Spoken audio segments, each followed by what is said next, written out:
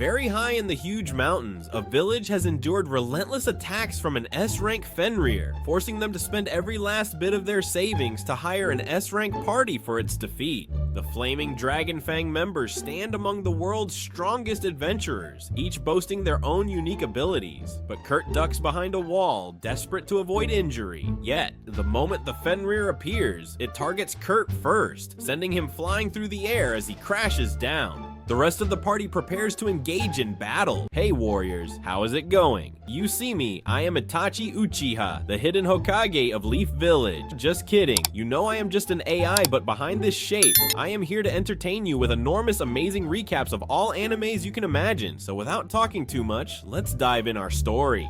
Wake up to reality. Nothing ever goes as planned in this accursed world. Gulnova, the leader, instructs Bandana to hold the beast down, so she pulls out her wire and wraps it around the Fenrir. However, the creature's strength is overwhelming, and it hurls her into a wall. Fortunately, with a healer on their side, she's fully restored in seconds and quickly returns to the fight. She then anchors herself to a nearby tree, allowing Gulnova the perfect chance to target the Fenrir's head. He leaps into the air and ignites the beast with the flames of his magic blade. The villagers are overjoyed by the Fenrir's defeat and, despite their poverty, throw a feast in honor of the party. However, Gulnova can't stand the shitty food and demands that Kurt cook him a proper meal instead. Bandana asks him for something special since today marks their final chance to enjoy Kurt's cooking. Kurt doesn't quite grasp what they're trying to say, so he turns to Gulnova for clarification, and Gulnova tells him that, starting today, he's being dismissed. Confused, Kurt asks if he did something wrong, but Gulnova explains that the issue isn't something Kurt did, but rather what he hasn't done. While Kurt takes care of the party's chores, beyond that, he's ineffective in battle. And since a party can only consist of 4 members, if they want to grow stronger, they have to replace Kurt with a powerful mage, someone capable of holding their own in combat. Kurt pleads with them to let him stay in the party, but Gulnova kicks him in the stomach because he is sick of listening to Kurt's whining. They don't need him anymore, and that's final. The following day, Kurt sets off from the village alone, with no destination in mind and empty pockets. After some time, he reaches the city of Samala, now down to his last few coins. Desperately in need of work, he spots a work agency, figures it's worth a try, and steps inside where the receptionist welcomes him. She asks whether he's there to hire help or seek employment himself. When Kurt explains he needs a job, she tells him there's an interview and an aptitude test required before anything else. She requests some basic information, his name, age, and hometown. So he responds that he's Kurt Rockhands, 15 years old, and he is from Haste Village in the Sheen Mountains. Kershal is surprised, having never heard of a village in those mountains, but she moves on and inquires about his work experience. Kurt explains that he was part of Flaming Dragon Fang, though his role was limited to simple chores, and he was just suddenly fired. Kershal is taken aback when she learns that Kurt was once a member of an S-rank party, and even if his contributions were minimal, just having that party's name listed on his application will definitely boost his chances of landing a new job. Kurt is relieved to hear that, and now the only thing left is to complete the aptitude test so Kershal can assess his strengths and weaknesses. In this world, aptitudes are divine gifts bestowed by masters, and if Kurt's fortunate, he might uncover a hidden talent today. These aptitudes are ranked from G rank all the way up to triple S rank, and the gap between each level is massive. Someone with a D rank sword skill would struggle just to swing a blade, while someone with an A rank sword skill could effortlessly cleave a rock in two. Kurt can't wait to discover if he has any hidden talent, but his excitement quickly fades when he sees that every combat skill on his sheet is ranked at the lowest possible level, G rank. It's clear he'll never qualify for a combat job, crushing his hopes instantly. However, Kershal reassures him that he might still excel in a trade skill like alchemy or blacksmithing. There's just one problem. The technician who administers those tests is away right now, so Kurt will need to return next week for his evaluation. Kurt tells her he won't last that long because he doesn't have enough money to hold out until then, so he really needs to find a job today. Kerschel understands Kurt's situation, so she asks him to try lifting one of those sandbags over there. Kurt gives it a shot, and as he puts his hands on the bag, he gets a strange sensation, almost like the sand drained a bit of his mana. Anyway, he lifts the bag, and since he is strong enough to do that, Kerschel thinks he should be able to handle construction work.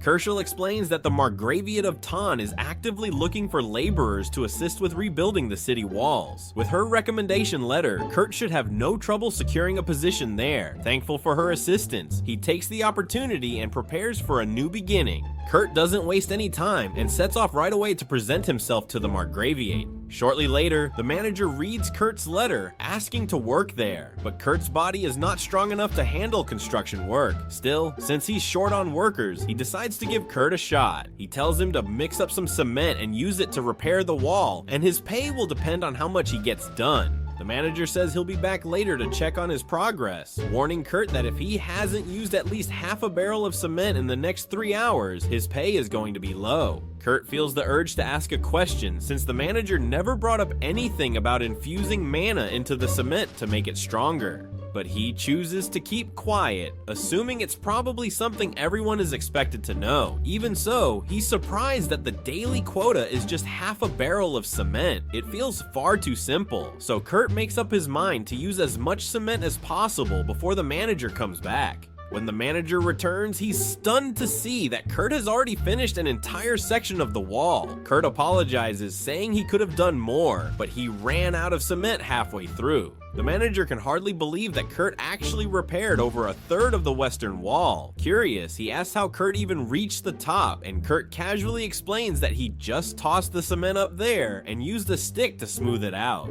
Under normal circumstances, the manager would accuse Kurt of lying. Such a claim seems impossible, yet since Kurt clearly made it happen, there's no denying he's telling the truth. Curious, the manager asks how long Kurt intends to stay, and when Kurt replies he only needs the job for a week, the manager feels relieved. He informs Kurt that he's already done plenty for one day and can head home now since he doesn't have enough coins on hand to cover the full payment. He hands him a small pouch of money and promises to send him the rest through the guild. Kurt is stunned, as even the small pouch holds more money than he ever could have earned during his time with the hero party. Over the next few days, he keeps putting in steady work repairing the wall until, out of nowhere, the manager informs him that he's being let go. Confused, Kurt asks for the reason, and the manager explains that the wall repairs were intended to provide employment for people living in poverty, but Kurt is so efficient that if he continues working, there won't be any jobs left for the others. He doesn't hold any hard feelings toward Kurt or anything like that, but based on what he's witnessed, Kurt's ability is easily double S rank, maybe even triple S rank, so he believes Kurt would be much better off working somewhere else. He hands Kurt the remainder of his payment as compensation for the sudden dismissal and then walks away. However, Kurt completely misreads the situation and assumes the manager simply wanted to let him go because he was an awful worker. He heads back to the agency and meets with Kerschel to tell her he got fired, and it's still going to take a few days before he can have his trade attributes appraised. Just then, they hear a commotion over at the front desk, and it looks like a girl is trying to recruit someone, but the receptionist at the desk tells her that no one would agree to work under such terrible conditions with what she's offering. Even so, the girl keeps pressing the receptionist to find someone, and she's starting to draw attention with the commotion she's causing, prompting Kerschel to step in and see what's going on. Her coworker explains that the girl is looking to hire a miner to dig through an unexplored mountain, but she refuses to provide any upfront payment, insisting she'll only pay if the excavation ends up being successful. Kerschel agrees. No one would ever agree to those terms, so she tries to convince the girl to hire investors to develop the mine, but the girl says she can't do that because if she doesn't pay the taxes by the end of the week, they'll empower a counter mine. Just then, Kurt walks up and says he is willing to take the job after all. Back in his village, he used to help with the mine excavation, so he has a decent amount of experience. Kerschel questions whether Kurt truly wants to accept this job, warning him the girl's proposed contract might leave him completely unpaid. Before Kurt can answer, the girl interrupts, admitting she'd actually hoped to recruit a muscular dwarf rather than a scrawny boy. She'd feel guilty assigning such work to Kurt, but any dwarf would demand at least 10 silver upfront, so since the girl doesn't have that much money, she reluctantly agrees to hire Kurt instead. As Kurt and the girl leave, Kershal feels bad for letting him take that job because it probably isn't worth the time. Honestly, she thinks Kurt would be better off working in a brothel. While she's daydreaming about Kurt, her coworker gets her attention and tells her that a bank transfer just came through. Apparently, it's the remaining money the manager promised to send to compensate for all the work Kurt did on the wall. And Kershal was expecting a couple of silver coins, but it's actually a check for 200 gold. And that's a lot of money. The revelation that Kurt earned so much leaves her so stunned she trips over the sandbags on the floor. Her friend quickly warns her to be cautious. These aren't ordinary sandbags, but specialized tools for measuring mana capacity. They're designed to get heavier when touched by someone with substantial mana reserves. Most ordinary people don't affect them at all, which is why Kershal can lift one without trouble. But then she recalls how Kurt had struggled painfully to move the same bag just days earlier, making her question whether he's really as average as he seems. Meanwhile, Kurt and Uchiha are walking into the forest to get to her campsite, but when they get there, Kurt is a little concerned because there's only one tent. Uchiha says the tent is big enough for the two of them to sleep together, but Kurt says he'd never be able to go to sleep if he's lying next to a cute girl like her. After hearing Kurt call her cute, Uchiha gets upset because she thinks he's just trying to flatter her, but Kurt says he really does think that she's cute. Uchiha realizes that Kurt was being completely sincere, so she hands him a potato for dinner. It's nothing fancy, just a plain boiled potato. But it's been so long since anyone has prepared a meal for him that he truly values the gesture. He's also thankful that Uchiha is sitting down to eat with him, especially since his former companions from the hero party never allowed him to share the same room with them during meals. Later that night, Kurt and Uchiha go to bed, but Kurt is having a hard time sleeping because Uchiha went to bed in her underwear. He will never be able to go to sleep around her, so he decides to leave the tent for the night and sleep outside. Once Kurt leaves the tent, Uchiha opens her eyes because she was just pretending to fall asleep. She intentionally went to bed in her underwear to see if Kurt was the kind of person to assault her in her sleep, but now she knows he's a good guy. The following day, Uchiha steps out of the tent and spots Kurt sleeping by a tree, which makes her feel a bit guilty for making him sleep outside, but then she notices that her jacket has been fixed. Kurt wakes up shortly after, so she asks if he's the one who fixed it, and he confirms that he is. She's genuinely impressed by his sewing skills and starts to question whether he's actually going to be any good at mining, but at this point, it's too late to find a replacement, so they might as well get started. Kurt asks Uchiha if she has decided on a location to begin mining yet, but she was just going to dig in random locations and pray to find some valuable ores. Kurt tells her she'll never find anything if she searches like that, and he happens to know a much more efficient way. He takes Uchiha to a section of the mountain, and after looking around for a bit, he finds a rock full of gemstones. Uchiha is stunned that he discovered it with such ease, but within minutes, Kurt has managed to find every single gemstone in this part of the mountain. She can scarcely believe it. If she sells all these gems, her debt could finally be paid off. However, Kurt informs her that she can't sell them. Uchiha understands his point, since Kurt was the one who located all of them, meaning he's entitled to the profits. But that wasn't his intention. He simply meant that the gems would be worth far more if he first transformed them into magic crystals. Kurt is right about that, but Uchiha says there are only 10 mages in the entire kingdom who are skilled enough to turn gems into magic crystals. But while she was saying all that, Kurt just finished turning a gem into a magic crystal. Uchiha is too stunned to speak because not only did Kurt create a magic crystal, but he did it instantly, when even the most experienced mages spend at least an hour to make a single magic crystal. Once Kurt finishes converting all the gems into crystals, he agrees to let Uchiha take them to sell, so she sets off while he remains on the mountain to take care of a few things he still wants to complete. Uchiha makes her way to the city's customs agency and informs them that she plans to sell some magic crystals in the royal capital. However, since magic crystals are extremely valuable, the knight on duty asks where she obtained them. Not wanting to reveal any details, she simply flashes her royal family emblem, putting an end to his questions. This is somewhat of a bluff, considering she stopped stopped working for the royal family some time ago, and they simply forgot to revoke her emblem, but it works nonetheless. The customs agent lets her use the teleportation circle to travel to the capital. Once she arrives, she makes her way to the shop of an old friend and tells Mimiko that she's got some magic gems she wants to sell. Mimiko takes a glance at the crystals, and at first they don't appear to be anything particularly valuable, but after examining them more carefully, she realizes they contain 10 times the usual amount of mana, making each crystal worth 10 gold.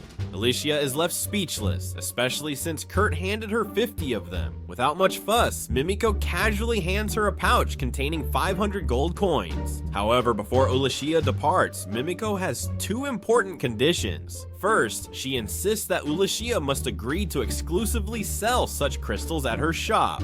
After all, allowing such potent crystals to spread freely without oversight could lead to catastrophe. Second, she demands to know the identity of the person who crafted these crystals. Uchiha accepts the first condition, though she explains that she can't reveal the name of the crystal's creator to Mimiko, not without getting his permission first. Since Mimiko serves as a court mage for the royal family, she attempts to leverage her authority, demanding that Uchiha hand over the mysterious mage's details. But Uchiha no longer works under the crown, meaning she has no duty to follow Mimiko's orders. Mimiko quickly understands that Uchiha won't reveal Kurt's details, so she settles for requesting one thing, that Uchiha ensures he doesn't leave for another country. Additionally, she has an offer. If Kurt agrees to work for the royal family, Mimiko is ready to bestow upon him the rank of Count, along with unrestricted privileges to use the Royal Research Laboratory and enjoy all its advantages. Uchiha then departs from Mimiko's shop, and the following morning she makes her way back to the mountain to reunite with Kurt. However, she's stunned to discover that Kurt managed to build an entire house in just a single night. Setting that aside, Uchiha explains that a friend of hers wants to hire Kurt as a royal mage. If he accepts the position, he will be treated as a noble, so he'd be guaranteed a good salary with benefits no matter what. Kurt finds it hard to believe that he is really being offered such an impressive job, but Uchiha assures him that it is a genuine offer. She asks him what he wants to do, but Kurt says he's going to decline. Uchiha can't believe that Kurt would turn it down, because anyone would jump at the chance to become a royal mage. And I'm just as shocked because Kurt's reason for turning it down is stupid. He thinks he doesn't deserve to be in a position that puts him above other people, and he is still hoping to go back to being the Flaming Dragon's chore boy, even if he has to beg them to let him rejoin. Speaking of Flaming Dragon, they are getting their asses beaten by a tree monster. Galnova can't use his fire magic for some reason, so he asks Marlefist to heal him.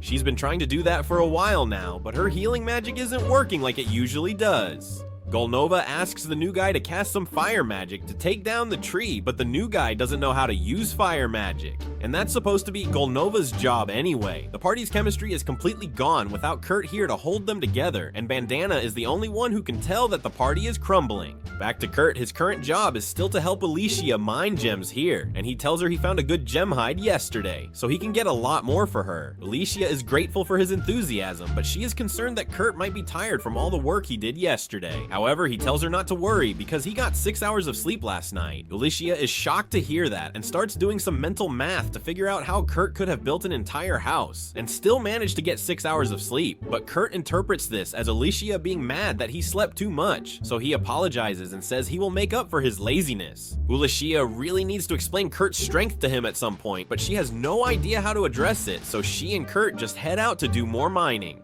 Kurt leads Alicia over to the spot he found, and although it looks like an ordinary forest section, Kurt tells her she should be able to find some good gems out here, although he warns her not to dig past 500 meters, as if that's something you can do accidentally. He then starts walking away, so Alicia asks where he is going, and Kurt explains that he is on his way to a different mining spot and he will meet back up with her later.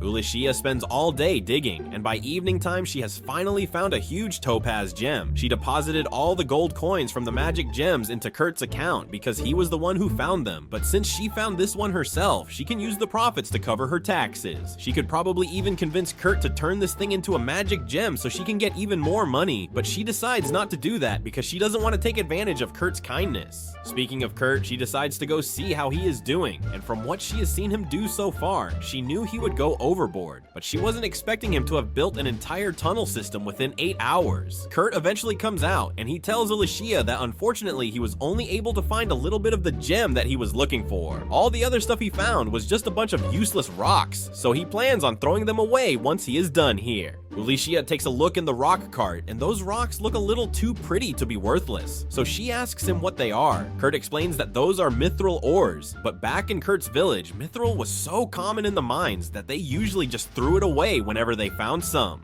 Uchiha has no words for what she just heard, and aside from wanting to know what kind of village Kurt came from, she asks him what gem he was looking for if he considers mithril as trash. Kurt pulls out a small rock and tells her he has been looking for orichalcum, but he only managed to find enough to fill a small box. Orichalcum is known as the metal of the gods, so even a gram of the stuff is worth millions. And Kurt just casually found a box of the stuff. Uchiha had no idea orichalcum could even be found in places like this, but Kurt tells her, "You can mine it anywhere. You just need to dig 8 kilometers into the ground to get to it." Uchiha decides that's enough mining for today, and since the topaz she found will cover her taxes, her contract with Kurt is over. That means Kurt has to start looking for another job, because no one has told him about the mountain of gold in his bank account yet. While he's on his way to the agency, Kurt runs into Bandana, and he's glad to see her, but he asks what she's doing here. Bandana tells him she isn't a part of Flaming Dragon anymore, but there's a little more to the story than that. After their disastrous mission, Golnova went to a 5-star restaurant to get some good food, but compared to Kurt's cooking, all the food here tastes like garbage. Golnova is enraged, so he smashes the place up and storms out without paying. As he walks into an alleyway, he meets Bandana, and she tells him he went too far by destroying that restaurant.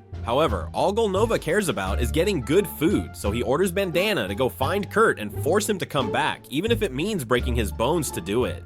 Golnova is clearly losing his mind here, so Bandana doesn't argue with him about it. She just snatched Golnova's teleportation crystal and runs out of the alley. As she leaves, she sees the city guards closing in on Golnova's location, and without his teleportation crystal, he is definitely going to be arrested for what he did at the restaurant. Additionally, Marla was called away by the church, so the Flaming Dragon party is officially done for. Although she leaves out most of the details about Golnova going off the deep end, Kurt is disappointed to hear that Flaming Dragon has disbanded, because that means he can't rejoin anymore, but Bandana doesn't understand why he would even want to go back in the first place. Kurt explains that he owes Golnova a lot, and he is still blissfully unaware of how much of a jerk Golnova was, so he is really sad that he won't be able to work with him anymore. Bandana, on the other hand, never really cared about Golnova since he was just a cover story so she could keep an eye on Kurt. Anyway, since Kurt was on his way to the agency, Bandana thinks it's safe to assume that he is looking for a job, and if that's the case, then she has the perfect thing for him. A friend of hers has been looking for someone to help in her workshop lately, and it should be a decent gig since this friend is an atelier master. There are only a few atelier masters in the world, and they are all incredibly important, so their influence is on par with that of a viscount. Bandana asks Kurt if he wants to accept the job, and he says he'd love to, so she hands him a map and sends him on his way.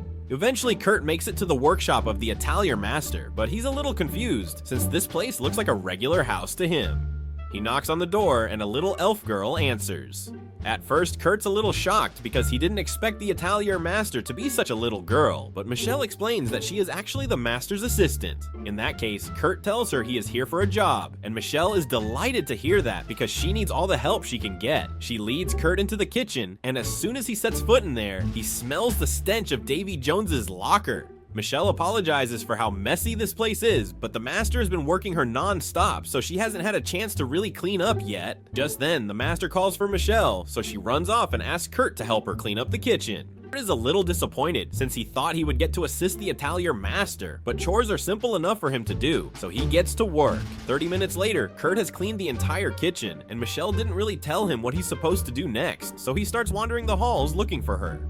He finds a door in one of the corridors, so he knocks on it, and a girl inside tells him to come in. However, when Kurt enters, he sees the girl practically naked on her bed. He gets flustered and apologizes for the intrusion, but she doesn't seem bothered by Kurt seeing her like this. Kurt explains that he is looking for Michelle, so the girl tells him that Michelle is down in the basement. Kurt is about to leave to find Michelle, but then he notices a dark mark on the girl's belly. He recognizes it as a curse, so he asks the girl if he can take a close look at it. She gives him permission, so Kurt goes up to her and starts feeling the cursed spot. Curses like this usually destroy the internal organs aliens around the afflicted area, so it must be incredibly difficult for the girl to eat, but it turns out that her stomach is still intact, so Kurt offers to go make her some food. Meanwhile, Uchiha meets with Mimiko to discuss the mithril and orichalcum that Kurt found. Kurt didn't even turn them into magic crystals this time, and the value is still over 50,000 gold coins, so Uchiha is starting to get concerned. She asked Mimiko what she thinks will happen if people find out about Kurt's skill, and in the best case scenario, Kurt will be kidnapped and forced into slavery. Worst case, he gets assassinated for being too much of a threat. Mimiko asks Uchiha what she plans to do with Kurt, and so far Uchiha has been thinking of setting him up to become an Italian master. That way, he would have enough power that no one would be able to take advantage of him, and then she plans to work as his bodyguard. But getting Kurt to agree to all that is going to be difficult. He is too dense to realize how skilled he truly is, and worse yet, he undervalues himself constantly, so Uchiha needs to do something before Kurt gets himself in trouble. Meanwhile, Kurt has just finished cooking some porridge for the girl he met earlier, when all of a sudden, Michelle and the Italian master Ophelia come out of the basement. They are both surprised to see that the kitchen isn't a biohazard anymore, and even more so that Kurt cleaned it up in such a short time. Ophelia notices that Kurt is cooking some porridge, so Kurt explains that the girl he met in one of the rooms said she was hungry. Ophelia seems a bit concerned that Kurt met that girl, so she makes him promise not to tell anyone about her. Kurt promises, so Ophelia tells him he can go home for the day and hands him 3 silver coins. Kurt is surprised that she's paying him so much for just cleaning the kitchen, but she says he deserves it for working so hard and asks him to come back tomorrow. A little while later, Ophelia heads to the girl's room with the porridge Kurt made for her, and she reminds her that she's not supposed to let other people see her.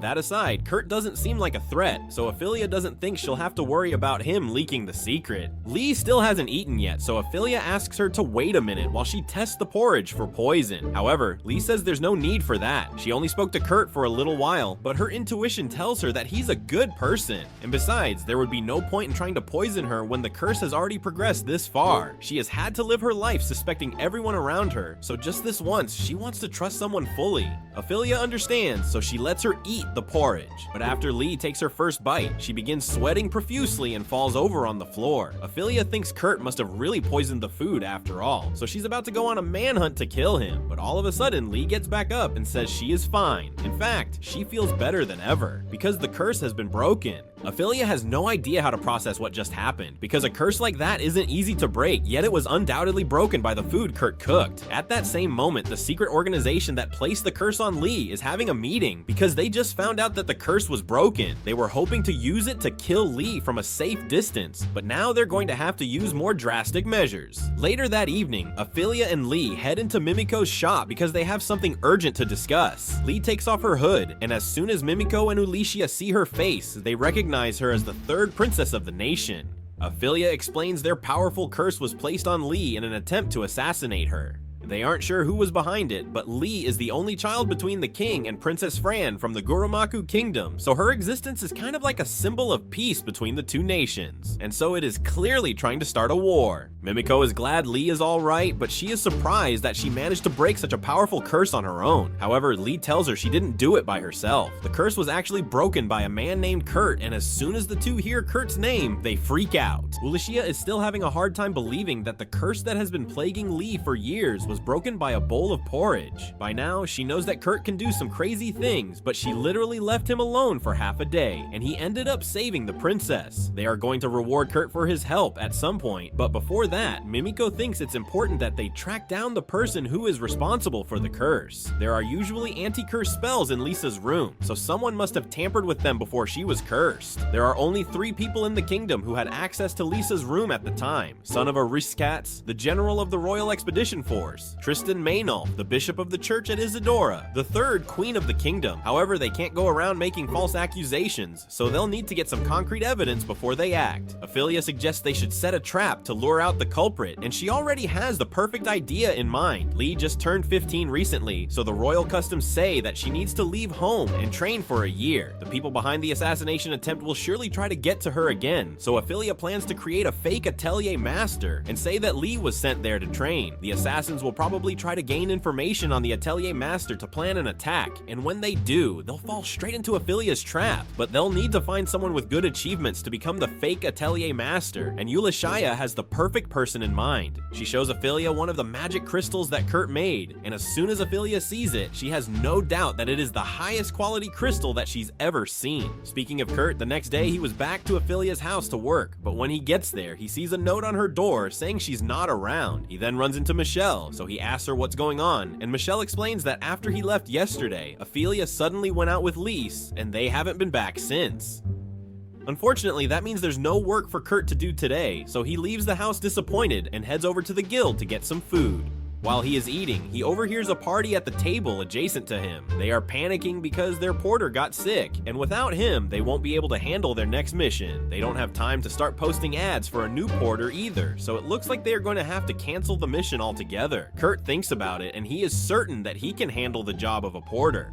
So he goes over to their table and introduces himself. He says he overheard their conversation, and while he is terrible at combat, he is confident that he could be useful to their team as a porter. Sina scoffs at the idea of Kurt becoming their porter because a scrawny kid like him could never handle such hard work. Ken smacks her across the head and apologizes to Kurt for his sister's rude behavior, but he also doesn't think Kurt could handle being a porter. It's a very labor-intensive job, especially since the party is after golems that weigh over 200 kilograms. However, Kurt says he can easily carry 200 kilos. In fact, to prove it, he picks up both Danzo and Cans on the spot, and he makes it look effortless. Even though Cans is wearing over 150 kilos of armor, Kurt has definitely proven that he is capable, so the party agrees to hire him as their porter. And while they are on their way to the mission location, they all properly introduce themselves to Kurt. Kens is the party's heavy warrior, but even though he has a sword, he usually just sticks to boxing. Meanwhile, Danzo is a samurai, and Sina is a ranger. They also have one other teammate, but he is sick with a cold, which is why they needed to hire Kurt to replace him for the day. They say they are glad to have him on the team, and Kurt thanks them for giving an incompetent nobody like him a chance. They aren't sure what he's talking about, since an incompetent person wouldn't be able to squat 400 kilos like it's a warm-up, but they chalk it up to Kurt's sense of humor. The group continues walking, but all of a sudden, Kurt screams because he just got attacked. All the others immediately turn around to save him, but they get confused when they see him struggling with a slime. Kurt is really freaking out, so Sina tells him to calm down because all he needs to do is destroy the slime's core to kill it. Kurt tries to follow her advice, but when he tries to stab the slime's core, his knife literally won't penetrate it, and he somehow ends up stabbing himself instead.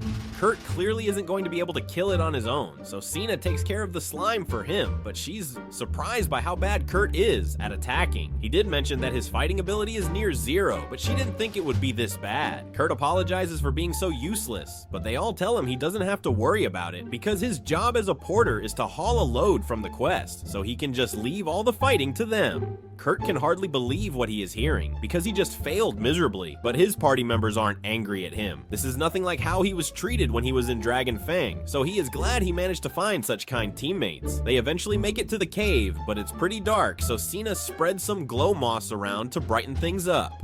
Once the cave is lit up, Kurt notices some poop on a rock, so he asks Sina if he should be concerned about it. Sina tells him that the poop is from a goblin, and considering how fresh it is, there's probably a goblin nest somewhere in this cave. Kurt is panicking a little, since if he can't kill a slime, there's no way he can defeat a goblin. But Kens tells him there's no need to worry, since the rest of them can handle a few goblins. Although, if they run into a goblin horde, they'd stand no chance, so they need to avoid that at all costs. So they continue deeper into the cave. Eventually, they arrive at some ruins, and while walking, Kurt notices something strange about this wall. Just then, Sina spots a goblin, so she tries to kill it as fast as possible, but she was too late. The goblin already called for backup, and now they can hear a huge horde of goblins closing in on them from the front and the back. The reports didn't mention that there would be so many goblins here. And now, they have nowhere to run, so Sina turns to Danzo to ask if he has a plan. But with these odds, the only thing they can do is brace themselves for a brutal death. Kurt speaks up and tells everyone that he found a secret passage in the wall here, and that's wonderful news. But even with the passage, they won't be able to outrun the goblins, so they need a distraction. Danzo and Cans nod at Sina, and she understands what they are asking her to do, so she takes Kurt into the secret room and closes the door behind him. Kurt doesn't understand why she did that, since Danzo and Cans are still on the other side of the door, but this is what they wanted. Cans tells Kurt that goblins will track them down if all of them run away together, so he and Danzo are going to try to lure them away to buy buy Kurt and Sina a chance to escape. Kurt doesn't want to leave them behind, but Sina tells him they can't go back. She doesn't want to leave her teammates behind either, but Kurt has zero combat ability, and Sina's fighting skills are average at best, so they would only slow the two of them down. Besides, she says she is sure Danzo and Cans will find a way to survive this somehow, but that was straight copium because Danzo and Cans know they are going to die here. However, they don't regret their decision at all, because dying to protect your friends is the greatest honor a warrior can have. Sina tells Kurt they need to get moving, so she spreads some glow moss in the area so she can search for an exit. But to her horror, she finds out that this isn't an ordinary secret room. It's a boss room, and now they are trapped in here with an iron dragon. Meanwhile, back in town, Lee wants to meet Kurt again, so she asked Uchiha to bring her to his inn. After Uchiha picks the lock, she and Lee enter Kurt's room, but to their surprise, he's not here. Suddenly, they hear someone's voice telling them that if they are looking for Kurt, he went on a mission in the northeastern cave. Uchiha has no idea who is speaking, so she rushes out of the room to confront this person. However, by the time she gets outside, Ben is gone. She is confused by what just happened, but Kurt really is in the northeastern caves, and he might be in serious trouble. From what Uchiha knows, a training program for goblin slaying was recently held near those caves, so some of the surviving goblins might have set up a nest in that cave. Uchiha tells Lee to wait here, because she's going to go help Kurt, but Lee says she wants to come too. Uchiha doesn't think that's a good idea, since dragging a princess into a cave full of monsters isn't exactly safe. But Lee has been training her magic since she was a kid, so she's confident that she can defend herself. Besides, Uchiha is supposed to be guarding her, so it'd be reckless to leave her alone. Uchiha eventually agrees to take Lee with her, so the two of them head to the cave. And from the fresh glow moss on the walls, they can tell that someone was here recently. Lee casts a sensory enhancement spell on herself, and Uchiha thinks she's gonna try listening for any signs of Kurt, but Lee gets on her hands and knees and starts sniffing around for Kurt. She was only around him for 10 minutes at most, but that was enough time for her to memorize his scent, and after sniffing a little more, she picks up Kurt's scent. She also hears a fight going on down this hallway, so she alerts Uchiha and gives her a stat boost so she can go help. Danzo and Cans have been putting up a good fight against the goblins for a while now, but they aren't going to last much longer at this rate. Luckily, before either of them could be mortally wounded, Uchiha dashes in and cuts all the goblins down in one strike. Meanwhile, inside the secret room, Sina falls to her knees in defeat because there's no way she can fight a dragon golem. She apologizes to Kurt for dragging him into this mess, because now both of them are going to die here. But Kurt tells her there's nothing to worry about because he has dealt with tons of these things before. He starts walking towards the dragon, and just as he is about to hit him, he jumps into the air and lands on its tail. Kurt then uses his dagger, and with a light tap, the dragon's entire tail is chopped off. He proceeds to do the same thing with all the dragon's limbs, and Sina can hardly believe that the guy who couldn't kill a slime is defeating a dragon so easily. She's honestly kind of scared at this point, but Kurt doesn't understand why, since mining golems is normal for him.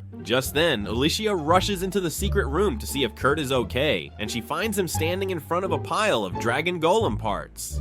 Kurt's glad to see her here and asks her to please save his friends, because Danzo and Cons might still be in trouble. But Uchiha tells him she already saved those two, and while they may be a little injured, they are going to be fine. Now that everyone is safe, they all meet up in the secret room to discuss a few things. First, Cans and Danzo thank Uchiha for saving them since they would have died without her help, but Uchiha tells them they don't need to worry about it. More importantly, she has something to tell Kurt, so while he is carrying some of the dragon parts away, she informs him that she is opening a new atelier. She asks him if he would like to be a part of it, but Kurt doesn't think he can do it since he is currently working as part of this party. However, Cans tells him he doesn't have to worry about their party. Uchiha's offer is a great opportunity, so he encourages Kurt to accept it. And since Cans and the others are okay with it, Kurt agrees to the offer. Uchiha also mentions that she needs to hire a few adventurers to protect the atelier shop, so she asks Cans and the others if they would be willing to take on the role, and they say they would love to. And since this is such good news, Cans proposes that they should throw a party once they get back to town. And speaking of town, Uchiha reminds Kurt to get his abilities appraised once he is back at the agency, because she found someone to perform the appraisal for him. A few hours later, Kurt arrives at the agency and is introduced to Mimiko. She tells him she's a royal court mage, and she has heard a lot about his impressive skills, so she is here to conduct the appraisal for his non-combat skills. Once the appraisal is done, Mimiko tells Kurt that all his non-combat skills are B rank, but that was a complete lie. From the reading she got, all of Kurt's skills are triple S rank, and his mana pool is larger than anything she's ever seen before. She's glad she was the one one who performed the aptitude test, since it would be a national disaster if anyone ever found out how strong Kurt really is. In fact, they'd probably have to kill any witnesses on the spot, which is bad news for Kerschel since she just heard the whole thing. To all Leaf Village ninjas, that is it for today. Recap, do not forget to join our clan, our army, my friend. You can do that by clicking that red button below the video, destroy it for me with that bell. To follow us on YouTube with many videos to come in the following days. So see you later, bro. Peace out.